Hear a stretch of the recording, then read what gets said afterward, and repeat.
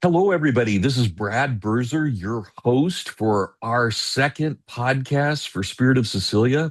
We don't still have a name. We think that we're going to call it Cecilia in Proghalla. And then when we do specific Prague, we're going to call it Comfortably Prague. But we'll do other things too. We've got a couple of people lined up for their books and other interviews, so it won't just be music. But today, we are so excited. This is our first guest, our first guinea pig, Steve Babb of Glasshammer. Glasshammer has a great history going back to the early 1990s. We're going to have Steve talk about that.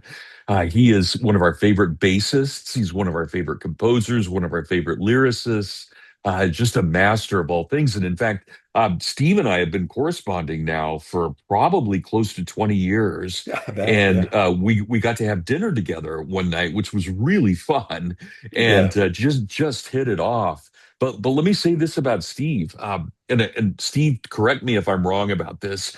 In addition to being a husband and a father, you are also an entrepreneur with your own studio, which is Right. amazing. And you are a musician and a bassist and a composer. You are a novelist and you are a published poet, Right. right? I've got Yeah. all of that. Yeah. That's Yeah. fantastic. A producer, arranger, manager, That's former road great. manager, That's everything. great. Yeah. That's Thank you. amazing. Yeah. Yeah. So again, thanks, Steve, for joining us. So let's just start off. If you don't mind, Steve, why don't you introduce yourself? I think most of our listeners will know who you are, but maybe talk about where you're from and how you ended up on the music path, and give us a little bit of background about Glass Hammer. Okay. If you'll stop me if I start to ramble. No, that'll be great. It all Ramble on. began on October 22nd. No. So yeah, I was a musician early on, church pianist. Um, and it was a small church. So anybody that could play pretty much got drafted, and that was me and one other 12-year-old girl. So at about 12, I guess I was, church musician. Really fell in love with rock. Um, Maybe around 16, I would say. I mean, I liked it beforehand, but then discovered Rush, I guess, at about 16, Of and course. um, and Kiss, of course. But then later, a friend got me into some prog rock. He was going to switch over to punk. This was being the late 70s, and so he just gave me his entire prog album collection. He's My like, "You're gonna you like Tolkien, you're gonna love this stuff," and I did. Yeah, and I started playing bass, maybe 17, I guess, self-taught, and got in a band or started a band with two other guys called I named it Wizards, and we were a power trio, kind of like Rush or like a combination of Rush and Sabbath is what I would say. And around 85 or 86, I met Fred, and we both determined, we wanted to have a prog group together one day, and that happened uh, thanks to help from my wife Julie and a good friend named Harry that helped me get started. That all led to a recording studio and full-time job, and I think 22 albums plus some other albums under different names. I've been doing it for a while. I toured a lot also during the 80s. I like to uh, mention that every now and then. I was on the road off and on for about 5 years, for months at a time. So this Steve, is that all I've was done. Steve, was that when you were touring? Was that with Wizards? We did that for about a year with Wizards, but I was in like top 40 groups. And then there was a band near the end, like 89 to 90, that we had a record deal. It didn't happen due to some issues with contracts and managers, and then the grunge scene opened up. We were kind of like uh, I'd say in the vein of like Bon Jovi, kind of pop metal. We all loved Rush in Kansas, so that kind of crept into the music. But yeah, we toured um, with that band for about a year. And when I came home, I thought I was done. And that was 1990. About 2 years later, my wife helped get some recording equipment together and we learned how to uh, do it ourselves. Well, so let's talk about a couple of things. So first of all, why the bass? I'd be curious to know about that. Yeah, yeah, easy. In high school, we had an assembly one day, and some guys that were seniors came in, and they got to play for like, I don't know, it might have been part of a talent show, but they played Slow Ride by Foghat. Now, I had been to dances before, and I'd seen bands before, but for some reason that bass, there's a guy named Jerry Watkins. I think he knows this happened, but I felt it. I'd never felt it before. And I'm like, that's what I want to do. And then I saw Gene Simmons on the Paul Lynde Halloween special. If you look it up, it was famous back in the day. Really silly show. Kiss was on there, and I think they did Detroit Rock City, and they were miming it, to attract. But I saw Gene Simmons, and I'm like, yes, that is what I want to do.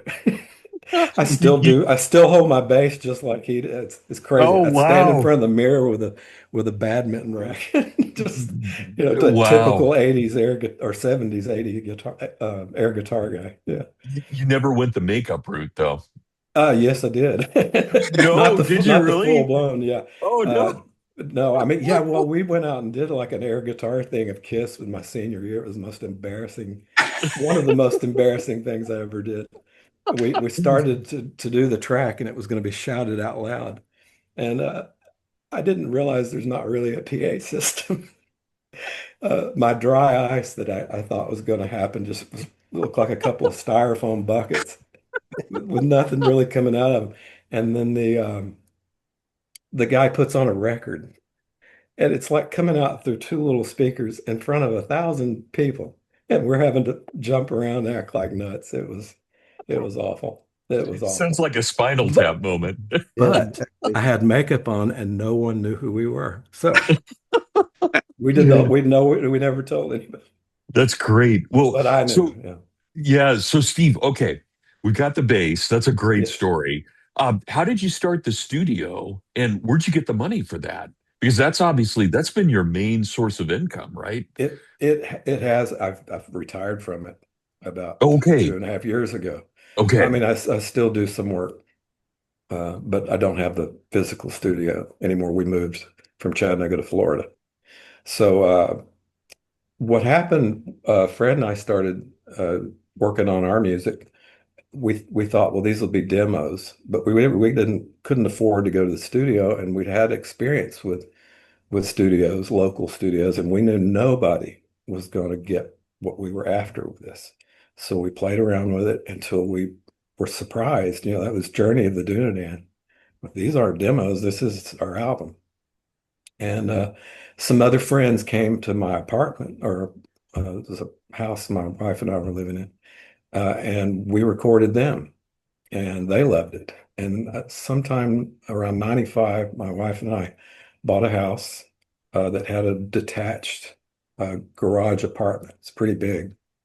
And she's like, now I can get him out of the living room and he can do it out there and the cables won't be all over the place. And we did. And it took about a year to start getting customers, but we became the best studio in town out of that little room. We had great ears. We could hear it. And we were musicians, not just engineers. So we really tried to care about what people did. And we ended up working for tons of artists. Then MTV, we even did audio for a Super Bowl commercial for Volkswagen, uh, hmm, you know, behind my house. But all those albums came out from there, That's except amazing. maybe the last one. So Yeah, yeah, well, one was done in our apartment. The rest were done at the new house and or the building we had until we moved. yeah, and you did audiobooks too, right? Out of Yes, your tons of them. studio? Yeah, yeah. Yeah. Not the best audiobooks. We ended Okay. up doing things like cozy mysteries, Okay. and yeah, Yeah. and I mean they were big authors, and and even like got into like a little what's it called? Amish, a teen Amish romance.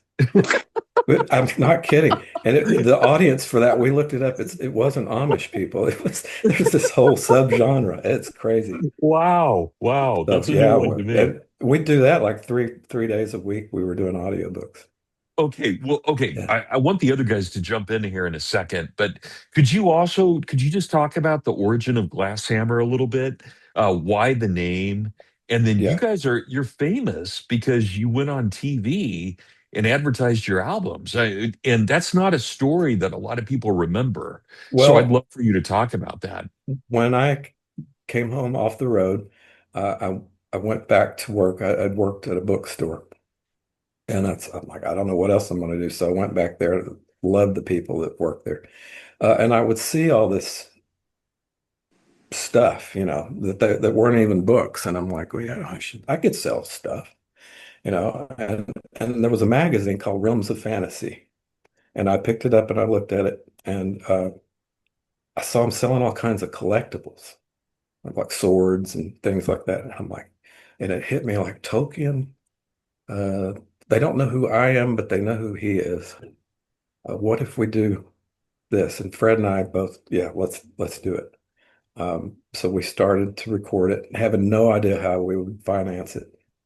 Um, and it took probably several months. And somewhere in the middle of that, uh, we were trying to think of a name, and I had another book that was just kind of um, it just listed all these different science fiction novels. And I just kind of picked one at random and I said, Glass Hammer.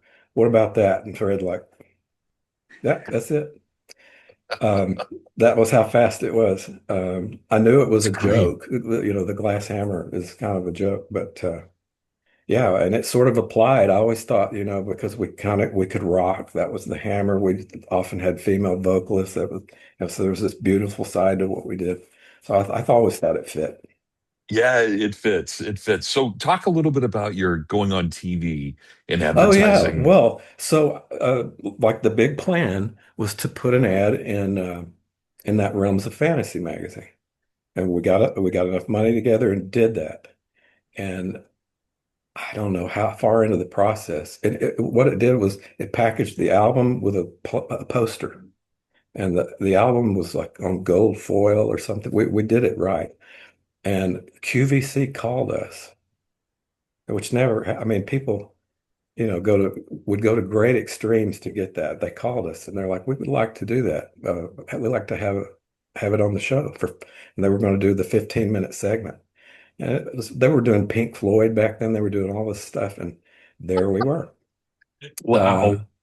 Now, if you have time for it, so I had to drive to make this happen. It all had to happen like that.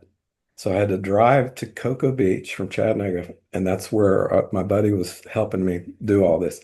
And we hired some people, and we packed these things for like 2 days. And then his name's Harry. I just talked to him last night. We rent a truck, and then drive to New Jersey. So I'm exhausted. We get in, and they take one of these boxes we had packaged. The first thing they do is they take it and they throw it on the ground. Threw it on the ground, and then picked it up and looked at it, and the CD had come loose in it, and they're like, "Nope, we don't want it." I kid you not. Oh my God. It was like 3 days of just exhaustion to get there. And so Harry basically said, I tell you what, we have altered our product for you, and you're either going to take it or else. I'm not going to go into the other things he said. Like mafia And moves. well, they took it. And then the big scheme was, we're going to be one of the callers. I'm going to call in, and pretend I'm a fan. They wouldn't take our call because those are all, I guess those people are hired. So it Oh was, my gosh. we watched, I think I've got a recording of it on a VHS somewhere. We thought we were just thrilled. And then the next ad that came out was, as seen on TV. That's how, I mean, it was all just kind of about, um, just we were winging it. Yeah, that's We were so wing. I 90s had no too. idea My there'd be a gosh. second album, and or a third album. Um, so it happened though. Oh, that's Steve. Thanks for that. That's fantastic. Those are Yeah, great stories. thank you. If Yeah, I Humble could jump beginnings, in, man. if please, I could guys, jump go ahead. in, so Steve, you've been talking about how you've loved fantasy from an early age. You've Yeah, loved Tolkien. yeah, oh yeah, I know you've been into Michael Moorcock, Robert E. yeah, Howard, authors yeah. like that. What do you take from, especially from fantasy, that kind of gives you musical inspiration? Well, I think Tolkien was the first part of that equation because there was so much music in his writings. And I think and I discovered Tolkien about 15. By 17, I was into Rush. And I've always had the theory that a lot of our things, the way we think are wired at about that time. I mean, you guys still love the albums you heard back then. I still love the albums that we loved back then. And so somehow uh, those things combined, Tolkien and a love for stories and the music. And I found that that's a way I could tell stories. I did it in the band Wizards. That was my first real attempt at it. And, it was all very fantasy based lyrics about good and evil and battles and that sort of thing.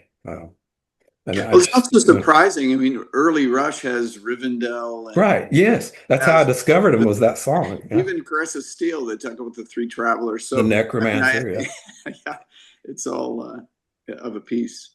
Yeah. So I always equated the two. And I didn't, I'm not still a big fan of fantasy literature. I probably haven't read any in years. But the idea of combining it with music is just essential to me. Yeah. So, so Steve, I first got into you, I think, with Ode to Echo, and then as I got deeper into your catalog, I quickly realized that you have a very fluid lineup in your band's history. And I was wondering, when you and Fred Schindel first got collaborating together, did you guys always intend to just grab whoever you felt would fit into whatever project you were working on? You don't, you seem to have a very open mind in terms of who you're going to include on your records. Well, I began to view it as two completely separate entities. We were never going to do a show ever. That was not, Mhm. so we just had friends, Michelle Young, people like that would come over and add to what we were doing. Once the studio started, however, we started to meet all kinds of people through that. So the people were available that knew nothing about prog rock, but thought, hey, this will be cool. And they would get involved with us. Susie's one of those people, um, just a lot of them. But it wasn't meant to be a real band at first. We just thought of it as I called it a virtual band. Mm. But then we were convinced by a friend of mine to do a show. So we went out and did our first show, and it went pretty good, I guess. And then the album started to pick up, and suddenly we were invited to do a couple of festivals. So it had to start becoming more like a group. But it always, to me, felt like we were taking studio musicians and trying to recast them as live players. I never felt particularly comfortable with it. Um, but that's how we did it. And um, so yeah, and people would go on with their lives after 2 or 3 years or however long they'd stay with us and move on to the next thing, and we just kept going. And I think we just had great resources as far as other talent. That was Steve, the name of the business, was Sound Resources. yeah, I find it interesting that you were not comfortable with the live recordings because your Or live live record, playing. Like, yeah, well, I mean they are so good. Mhm. The I yeah. Yeah, and I've got your DVD. I mean, I I think everything that you guys just put on an amazing show. Thank And you. you know I always had a really soft spot for Susie. Yeah. Not only Yeah, I does she have a understand. Yeah. beautiful voice, she's a beautiful woman. Yeah. And I mean, when she sings, it's just very captivating to Yeah. me. Yeah. And I mean, I cherish your live albums, and you guys have several of them. Well, So, to do a deep dive into that, I mean, it partly was, uh, you know, so we would compose this incredibly complicated music. You could hit rewind and do it over till you got it right. Months would go by, and then somebody would say, "Hey, come do this festival." In fact, it happened at Nearfest in 2003. We had written an album that we said could not even be played, which was Lex Rex. We didn't think we could do that. And we told somebody in a magazine, I said, we're done playing live. Maybe if we were invited to Nearfest, we might do something like that. Well, they called and they said, what we want you to do, though, we want you to do Lex Rex. So hmm, now it's months have gone by, and we had to sit down, not record anymore.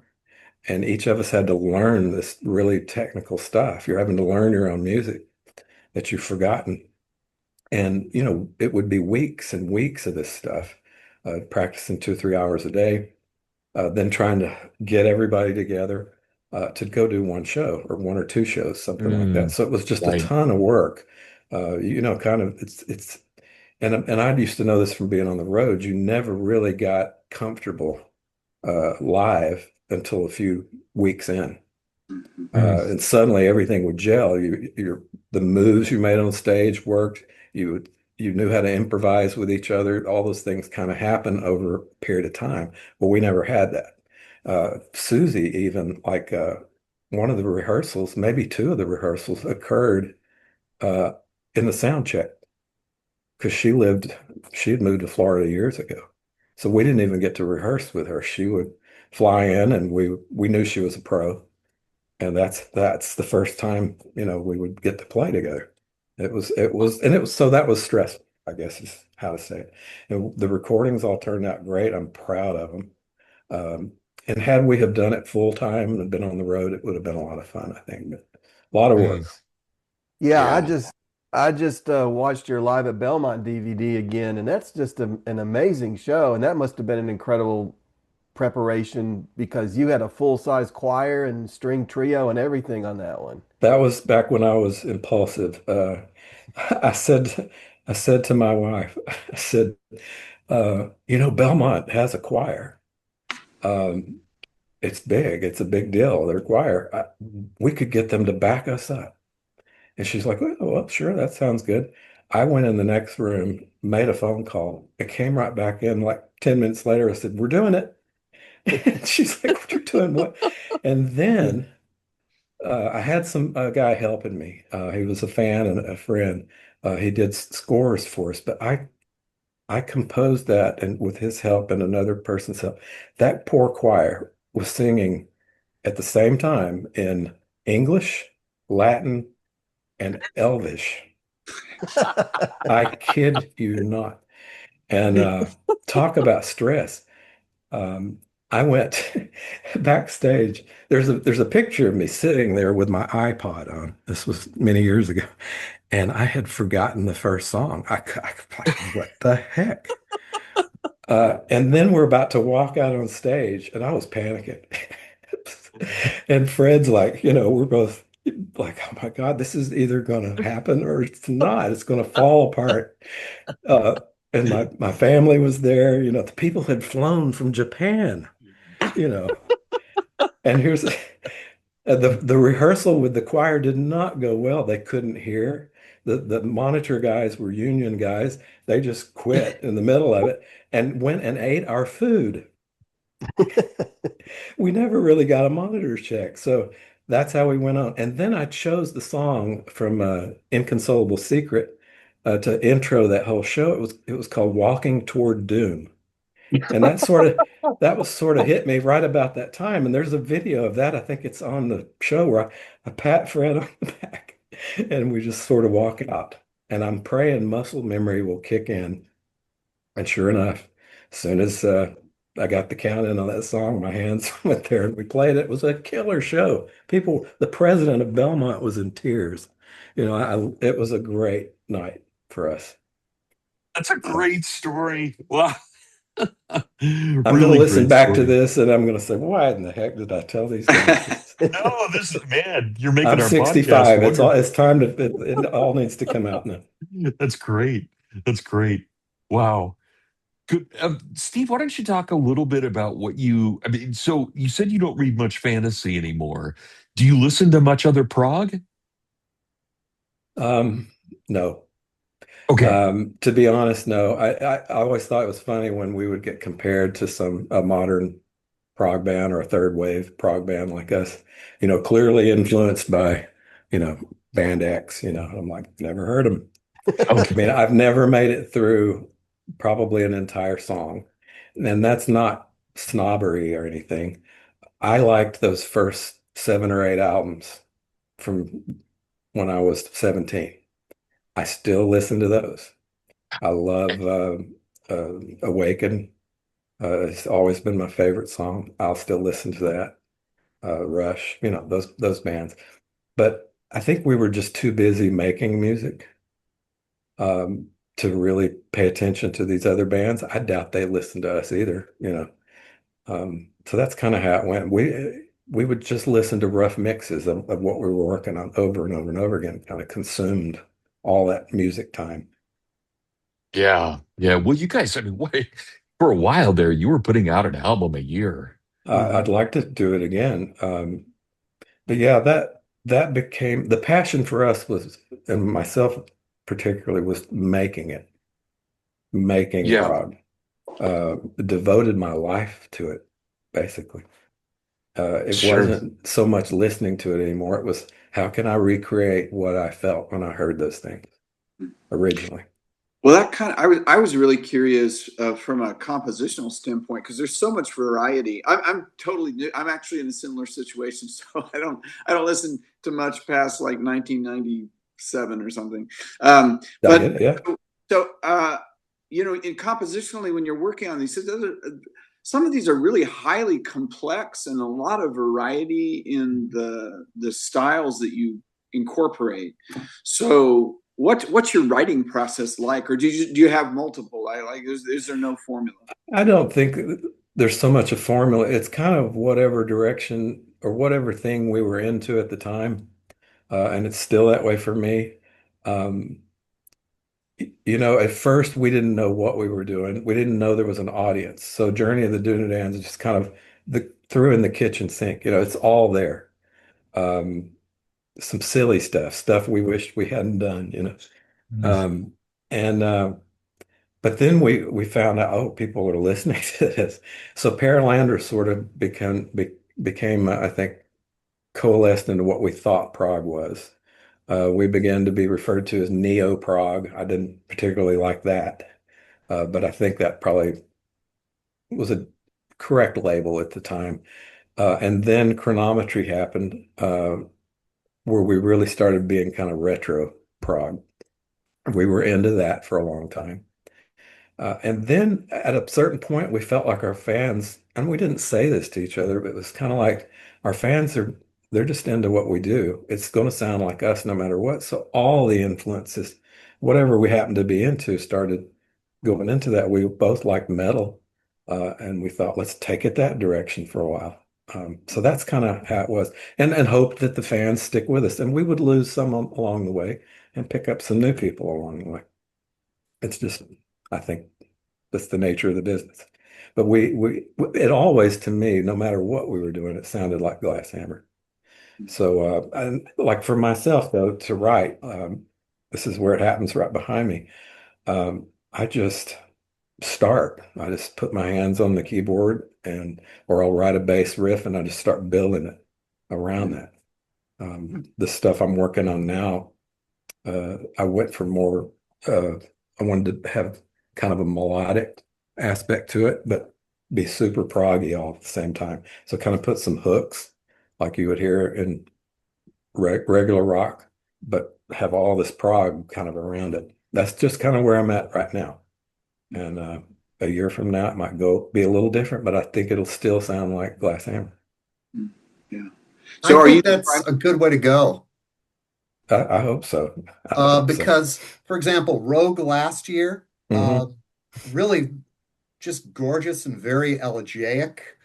Uh, not, it doesn't make a technical impression, although the technique No, is I there, agree. but Yeah. it's about mood. It's about this, the journey the character takes. Well, you know, some people know they found a brain tumor in me last year, um, right after that album came out. And as soon as it did, as soon as I knew, I'm like, oh, Mm. that's why I was writing like that.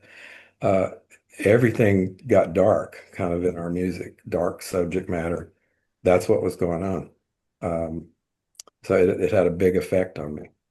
And and I mean, the album's about dying, Mhm. and I wasn't, but something was so off until they found that tumor.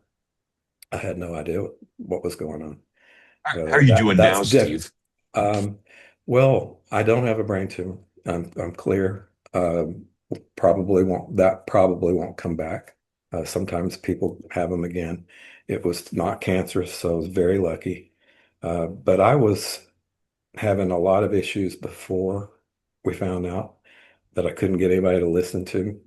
You know, when we moved to Florida, finally a doctor said, "Let's send you to a neurologist." And the neurologist said, "Let's send you to get an MRI." And boom, I had my answers. And the symptoms, I'm not going to go into all the details, but um, nothing improved after. In fact, brain surgery, which I didn't know at the time, that's considered not a traumatic brain injury, but it's considered an acquired brain injury. Just if they touch your brain, uh, you're going to have trouble. I didn't know that. Mm. So, there's been some extra things that have happened, but I won't have seizures now, which was the next thing. I might have gone blind, and Oh, that didn't geez. happen. I lost my sense of smell completely. That was destroyed. So can't smell the bacon, can't smell the coffee, can't smell the Oh, cigars, no. and but that's the most obvious physical thing I think for me. But there's challenges. Let's put it that way. But I've told several people this. There's enough of me left to function. I drive. I can breathe. I can walk. That's So great. I'm hanging in there, and I hope that they say maybe over a year, another year, I might see improvements, or I might not. And if that's where God wants me, then I'm glad to be here. Yeah. Well, Thanks for that update, Steve. Yeah, the man, three, it's I'm yeah, luckier than a lot of people. Mm. yeah, thank God. I was going to say the three music samples you shared with us are really full of. I get a sense of joy and light in them. They Good. sound terrific. Yeah, this album's way more upbeat than the last several, I think. It's certainly the parts of what I went through are addressed in this album. Uh, but I think the part of my brain that actually improved, I hope, we'll find out soon, was that part of me that does music. It's like something not having a brain tumor sort of opened me up. Because they said that had probably been in me since 2015. Wow. Yeah, so it started maybe back that far. Uh, and so that's one part of life that I think I'm doing better with. Um, the critics will tell me, because I've been thinking, am I just insane completely now? I don't know what I'm doing. So I'm glad you guys like what you've heard. It was very good. I Yeah, thought, it's very celebratory. huh? What's It's very that? celebratory Oh, almost. good, good. Yeah, It's like, whoa, let's just go to town here. yeah, I think so. The whole story is crazy that goes with it. It turned out to be some very serious music set to a very crazy, almost psychedelic story. I think you guys will like it. It's sort of in the vein of like Chronometry's story. Um, but I won't give away too much right now. But Okay. always for me, the music was the most important thing. You can take the story. I hope you enjoy it. But I just want you to listen to music. Are Do you you have a release comfortable? date set? What's that? Do you have a release date set? No, no. In fact, there's not even an official announcement Hmm. that anything's happening. I'm not completely settled on the title, and I'm waiting till I get some final mixes done, which I hope is pretty soon. Just about all the parts are recorded. All right. So we're breaking news on this podcast, Brad. Yeah, you're breaking news. But as soon as I do that, then there'll be something. I'll come out with a big announcement. But if I did it today, uh, officially, I mean, you guys can say what you want, but if it was official today, certain other people are going to start hitting me up, and deadlines are going to start to happen, and I don't want that yet. I want Hmm. them all the ducks must be in a row, and then we'll say something. But you got, I mean, you can play the clips, if you want. Yeah, we will. I We don't mind. definitely will. You Yeah. can you can do that. Steve, if you don't mind, I don't want to get too personal, but as personal as you're willing to get. Sure. I love one of the things that when I first listened to you, I thought was so great. And the first album I heard from you was Lex Rex. And you remember I was introduced by a mutual friend of ours, by Amy Yeah, that's right. Sturgis. Yeah. Yeah. And she and I had been at a conference together, and she knew I loved Prague. And she told me about you. And I was actually kind of amazed I didn't know about you. I mean, once I hear Glass Hammer, it's like, oh, of course, I should have known about you guys all along. But it wasn't until Lex Rex. But one of the things that I so appreciated about Lex Rex was that you guys were religious without being goofy, right? Good. It wasn't over the top, in your face, kind of Bible thumping, but Right. No. it was very artistic. And you treated Christ beautifully, not as something to beat somebody over the head with, but as a motivator for creation and creativity. And I'm wondering if you'll just talk about that for a moment, Sure. because I think you guys have a unique place in Prague. Neil Morris, I love Neil, but he's over the top so many times. And you don't have to comment on that. But you guys, you're not. And He's a very I'm talented wondering, guy. he's extremely Yeah. talented. There's no Yeah. question about Yeah. that. But you're not over the top. And I Right. think you do it Thank you. just right. So I'm wondering if you could talk about how you balance that. Yeah. Well, I was in one of those road bands I was uh, in the late 80s was supposedly a Christian rock band. That was a big deal back in the 80s. And that's what the claim was. But we wanted to be secular. And I found the whole experience, um, it was a big disappointment. It I can't say too much without uh, certain people, being named, but it wasn't Christian at all, and I felt terrible about it. Um, and when I got out of it, somebody made an attempt in Nashville to put us back together again. I'm like, man, no way. They were going to give us another record deal. Nope, no, thank you. I don't want anything to do with it. Other people probably had better experiences. I did not. But I felt like faith was an integral part of music for me. And I also knew that one day I would face God. I wanted the output of my work um, to reflect that, to to shine light that direction. I don't feel like I always said it was a band of Christians, not a Christian band, Mm. Glasshammer, because I don't think bands can be saved. I just don't. I think that's a misnomer. Um, but every time I would try to, and I'll say this too, I tried again, we even tried with Glasshammer to release or to put out some overtly Christian music.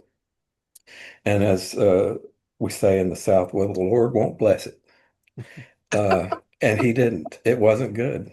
Um, the more I tried to be preachy, the less interested in it I was.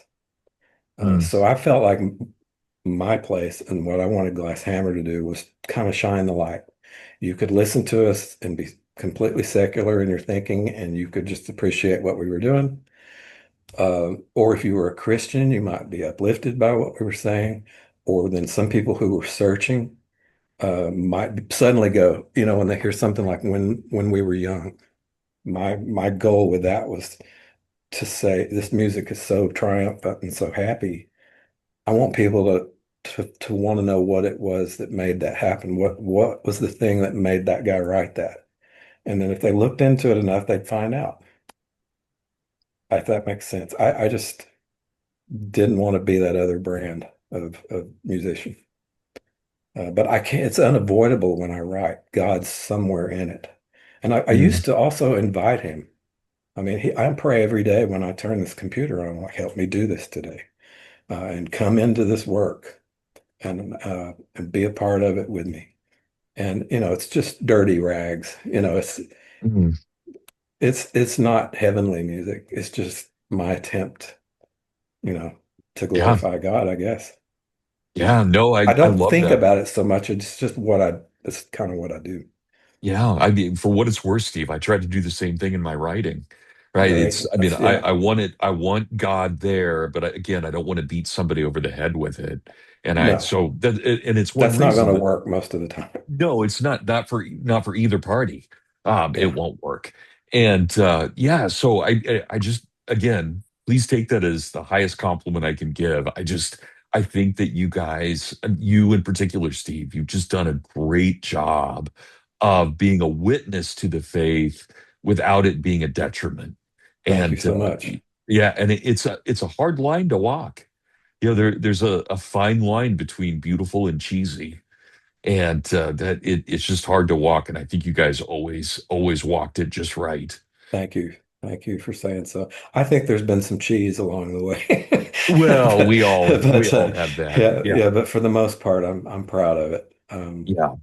Yeah, I always thought, even back in my metal days when I was not behaving like a Christian, um, not that metal had anything to do with it, but every word I wrote, I thought to myself, this may last forever. Don't do anything you're going to regret with your lyrics. Don't say something, so I never wrote lyrics about the stuff the other metal guys were writing about. Um, one of the big songs we did with Wizards was called Armageddon and the Final Catastrophe.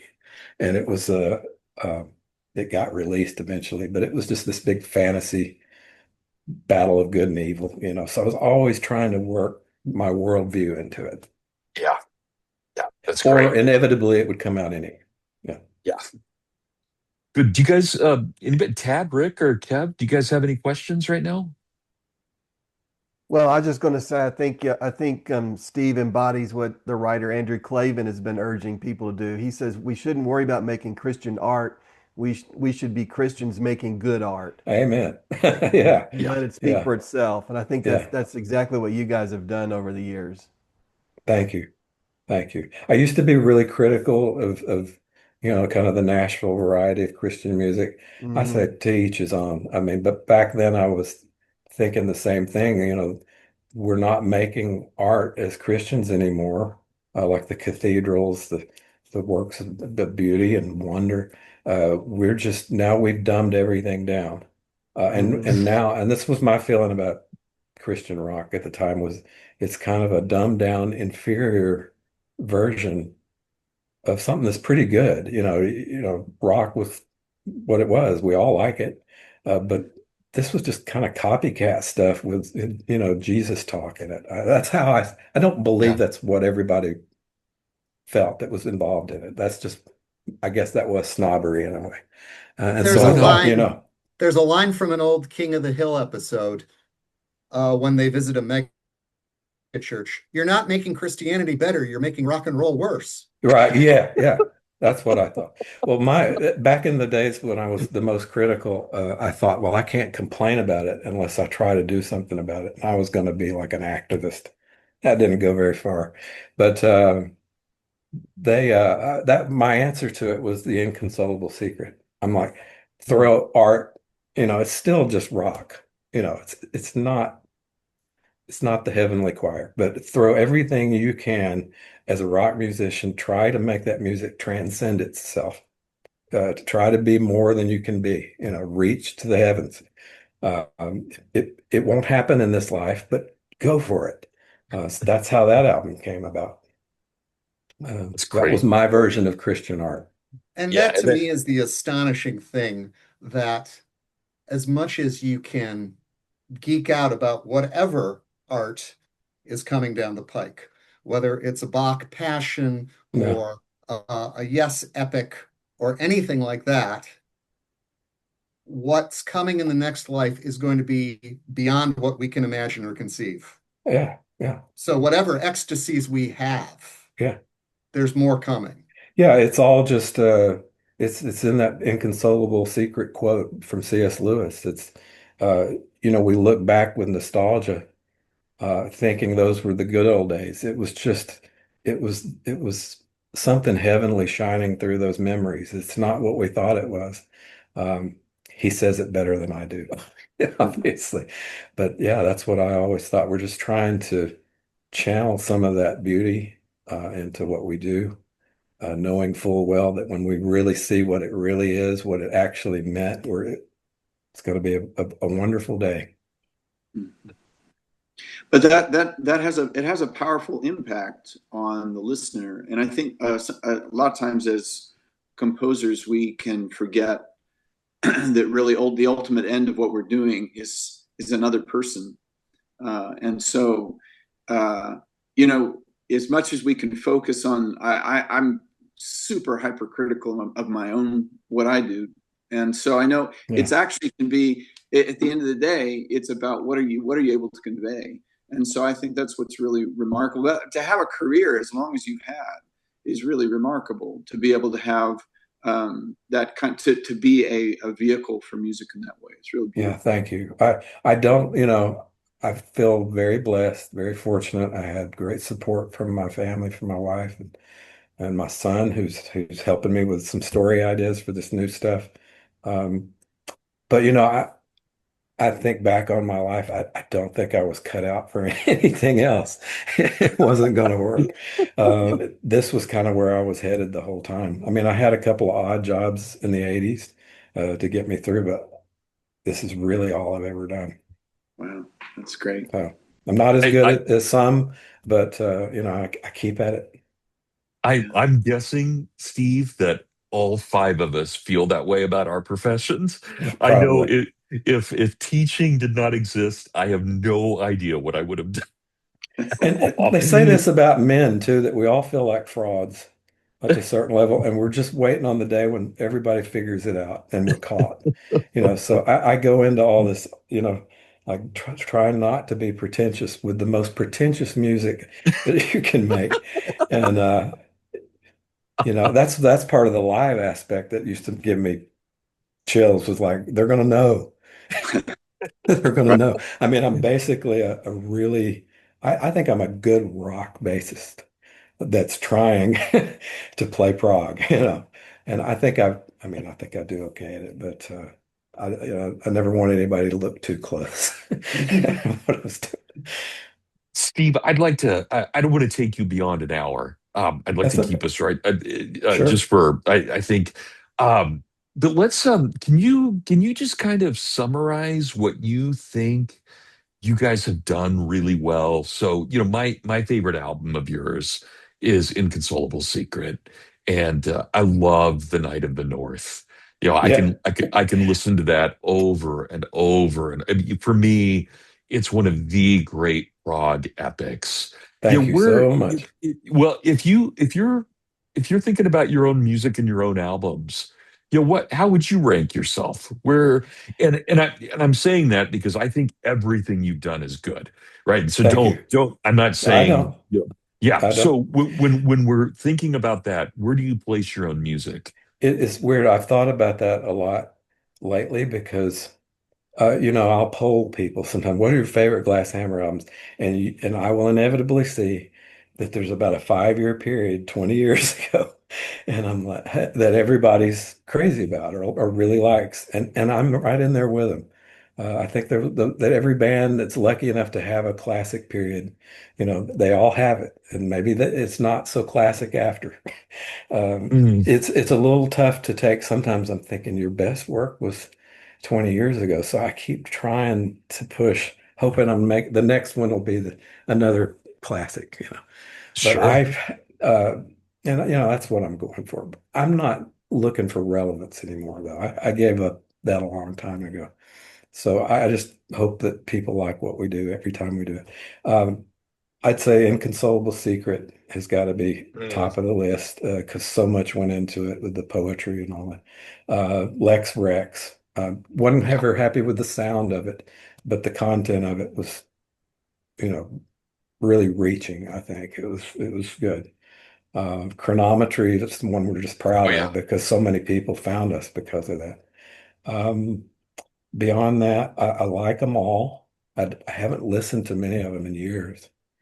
Dreaming City. I know you weren't crazy about it, but probably, but um, it was great to do it and to sort of take the band and see if we could do something new, and so we did.